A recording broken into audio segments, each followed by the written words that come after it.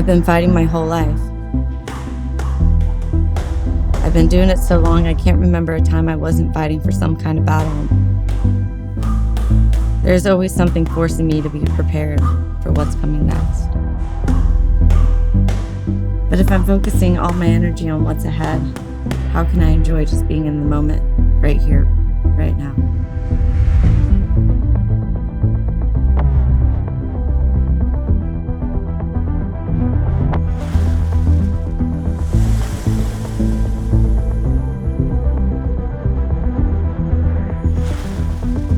Up on the water right now, Dallas Friday, Orlando, Florida. Look at how fluidly she lands. It's perfect.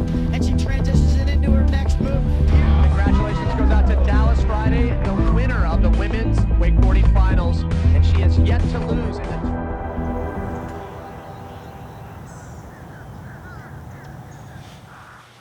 I feel like I've gone through so many tests in life. Am I strong enough? Am I smart enough? Am I good enough? It's easy to be inspired and full of energy when you're on top of the mountain. It took so much hard work and effort to reach the summit, but most days aren't on top of the mountain. Wakeboarding's given me some of the best moments and best opportunities of my life, and it also has given me pathways that I probably shouldn't have taken. 1, 2, 3. I believe that a person's true self is revealed in the way they approach the ordinary things in life outside of the spotlight.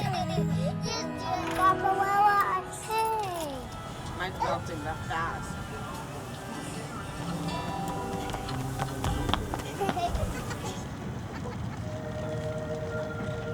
As my career took off, the focus of my path changed.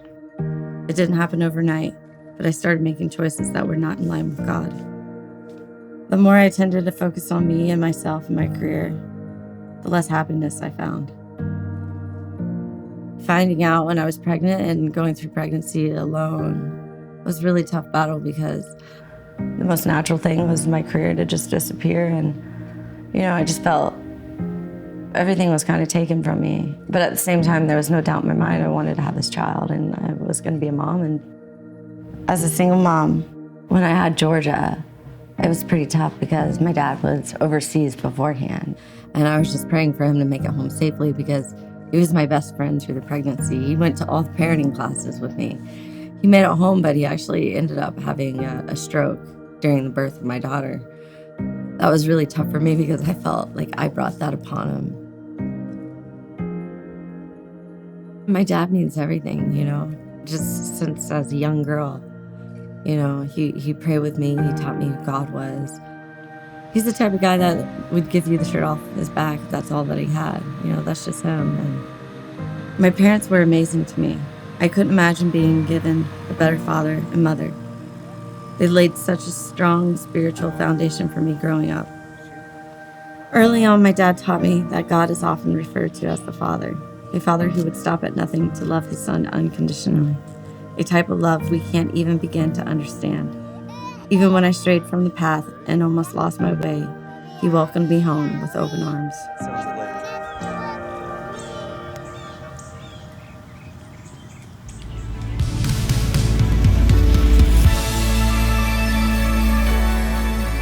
I love getting people out on the water, and I love coaching, and I feel like that's been my purpose, is being good at what I do, but also like being able to inspire others to be the best that they can be and to try new things and to go after what they want. I feel like I'm on the right road, the right map, and sometimes I get off track, but I feel like it's when I get off track, it puts me back on the right path of where I'm exactly supposed to be. You can stereotype success very easily, especially as an athlete, your accomplishments and what you've won. And now I'd say just giving it your all and not giving up.